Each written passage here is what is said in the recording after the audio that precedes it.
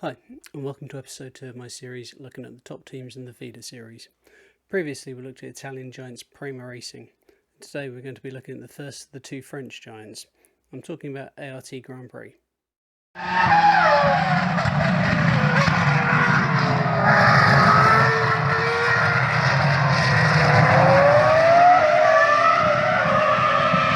Now, I don't tend to have favourite teams in the feeder series.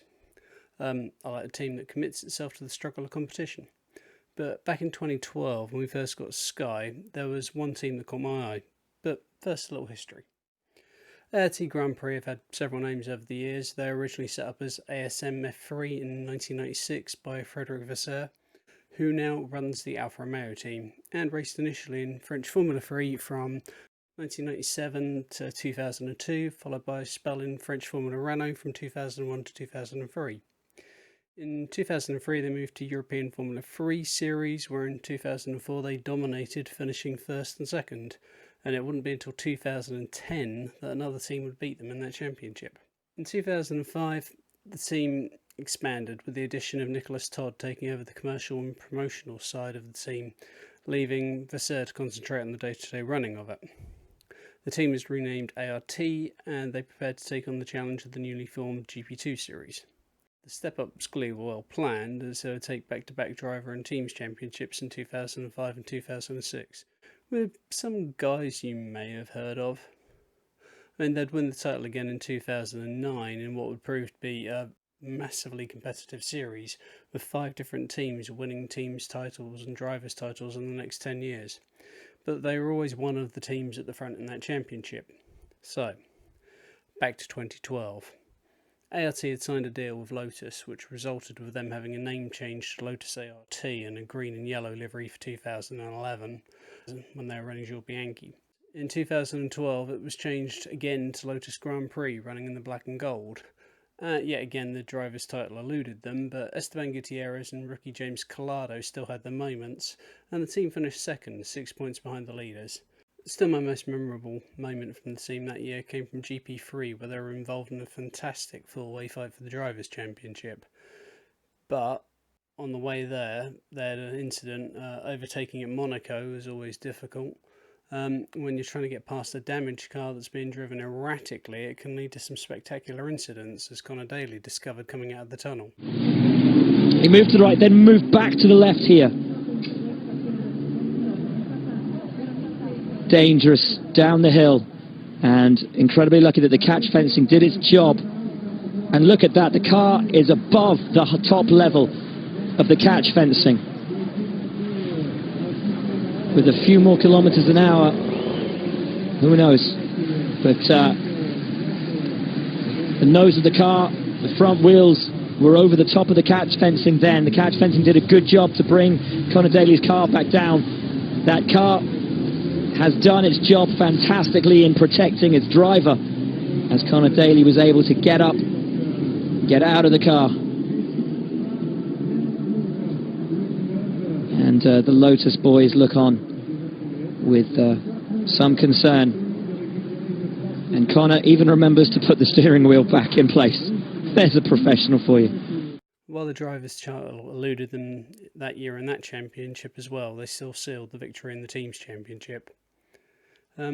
2013, it was all change again, as the name reverted back to ART Grand Prix.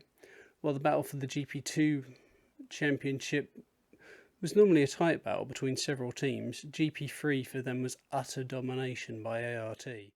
Between 2010 and its final year in 2018, ART, Lotus ART and Lotus Grand Prix won the Drivers' Championship 6 times and the Teams' Championship every year other than 2014. In the last year, 4 years of the championship, in fact, out of the 12 drivers who finished in the top 3 during that period, 10 of them were drivers for ART. It was a time of change in the team as well, as Frédéric Vasseur stepped up to Formula 1 and Sébastien Philippe took over in 2014. As an ex-karting world champion with single-seater titles from racing in France and Japan, he'd swapped his racing overalls to the pit role, running Oak Racing before then taking over ART. He's part of a 3-person leadership structure with Frédéric Goyer, who's currently the technical director, and Matteo Zingarelli, who's working as the sporting director. Frederick started work with ART when they moved to GP2, and the result worked alongside drivers like Lewis Hamilton, Romain Grosjean, Nico Hülkenberg and Jules Bianchi. Matteo is new, joining ART in 2018, having previously been an advisor for drivers like Pierre Gasly and Anton Hubert. The team itself has grown significantly since the French F3 days. Currently, they're racing in F2, F3, Formula Renault Euro Cup, and they're even running Robert Kubica in the DTM. In recent history, they've also been the engineering behind SMP running to a podium at Le Mans in 2019. Successful growth requires space, and ART can boast, and do on their website, 2,500 square metres of office and factory space, simulators, and a 40-strong workforce, all holding the company values, precision, performance, flexibility, responsiveness, and team spirit. You can find the details of the team contacts and socials on the team's page. The Instagram, Twitter, the usual.